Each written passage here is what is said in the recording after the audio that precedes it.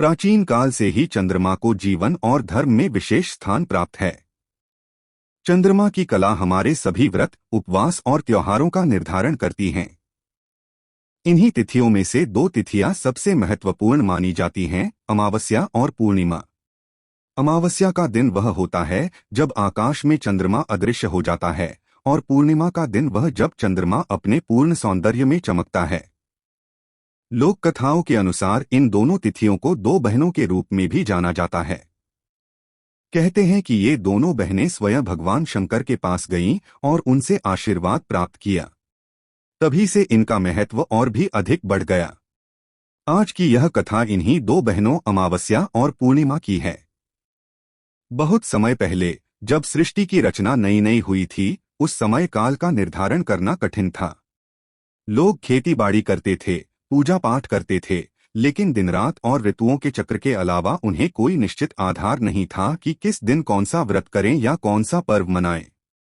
तभी ब्रह्मा जी ने सोचा कि मानव जीवन को संतुलित करने के लिए समय की गिनती आवश्यक है। हर दिन का अपना महत्व होना चाहिए, और हर माह का एक आरंभ और एक अंत भी होना चाहिए।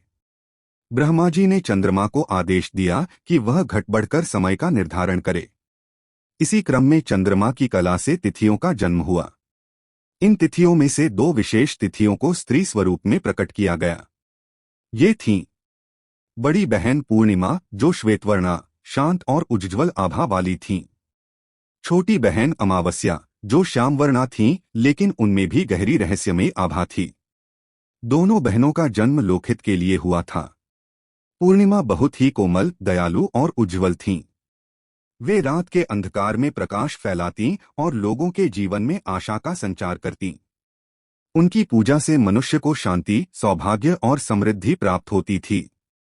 अमावस्या का स्वभाव कुछ भिन्न था। लोग उन्हें देखकर डरते, क्योंकि उस दिन चंद्रमा बिल्कुल दिखाई नहीं देता था। परंतु वास्तव में वे भी उतनी ही कल्याणकारी थीं।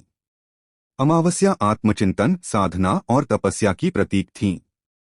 उनका महत्व यह था कि वे अंधकार में भी ईश्वर का स्मरण करने की प्रेरणा देती थीं। इस प्रकार दोनों बहनें अलग अलग स्वभाव की होते हुए भी एक दूसरे की पूरक थीं। समय बीता। एक दिन दोनों बहनें विचार करने लगीं। हम तो तिथि के रूप में सबकी सेवा कर रही हैं, परंतु हमें भी किसी महान शक्ति का आशीर्वाद मिलना चाहिए, ताकि मानव समाज हमें मान्यता दे और हम सदैव पूजनीय रहें।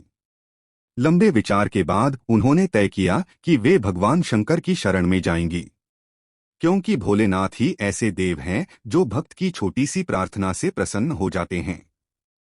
दोनों बहनें हिमालय की ओर चल पड़ी। बर्फ से ढकी पहाड़ियों को पार करते हुए वे कैलाश पर्वत पहुंचीं। वहां भगवान शिव गहन ध्यान में लीन थे।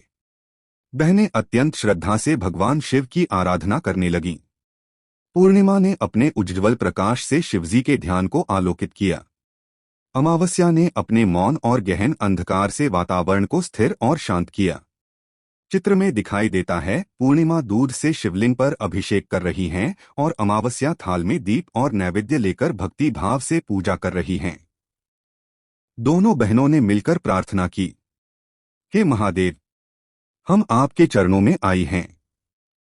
हमें आशीर्वाद दीजिए ताकि संसार में हमारा भी स्थायी महत्व हो। लोग हमें केवल दिन के रूप में न देखें, बल्कि हमारे द्वारा ईश्वर की पूजा करें और हमसे कल्याण प्राप्त करें। भगवान शिव उनकी भक्ति से प्रसन्न हुए। उन्होंने नेत्र खोले और मुस्कुराते हुए बोले, हे पुत्रियों, तुम्हारा आगमन व्यर्थ नहीं है।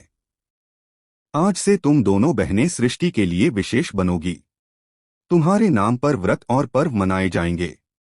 जो तुम्हारे दिन मेरी उपासना करेगा, उसे मोक्ष और पुण्य की प्राप्ति होगी। इसके बाद शिवजी ने दोनों को अलग अलग वरदान दिए। पूर्णिमा को वरदान, हे पूर्णिमा, तुम प्रकाश, शांति और सौभाग्य की प्रतीक बनो।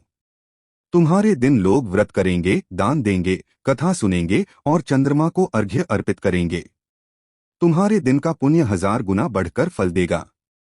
अमावस्या को वरदान, हे अमावस्या, यद्यपि तुम अंधकार से युक्त हो, परंतु तुम साधना और तपस्या की सर्वश्रेष्ठ तिथि बनोगी। तुम्हारे दिन पितरों का तर्पण और श्राद्ध किया जाएगा।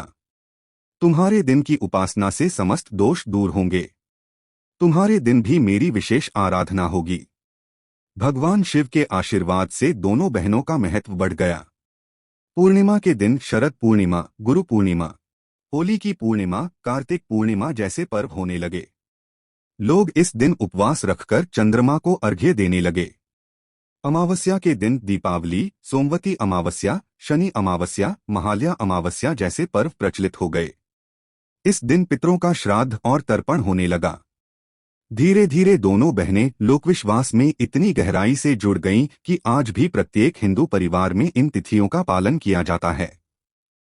यह कथा हमें यह सिखाती है कि जीवन में प्रकाश और अंधकार दोनों का महत्व है। यदि केवल उजाला ही होता तो हम साधना और आत्मचिंतन नहीं कर पाते। यदि केवल अंधकार ही होता तो हम आनंद और उल्लास का अनुभव नहीं कर पाते।